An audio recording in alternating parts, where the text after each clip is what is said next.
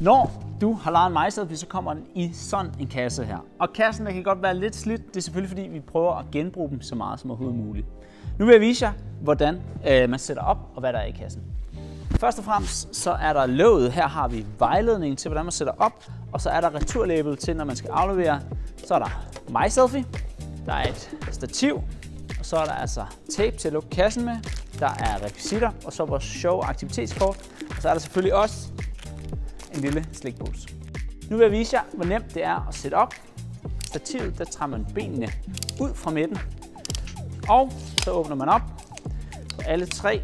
Og det er også lige værd at nævne, at de her de kan justeres i højden. Så har man en havefest, hvor den skal stå på en skråning, eller er der et trappetrin, hvor den bagerste lige skal stå på, så kan man simpelthen bare lige åbne lidt op og justere.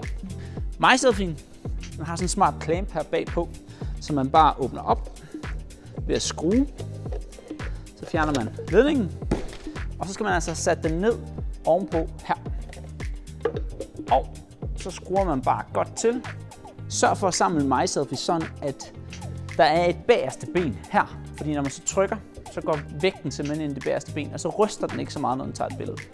Nu er den sat op, og så er det faktisk bare så simpelt, at I stikker den her i en stikkontakt, og så er I gang. God fornøjelse!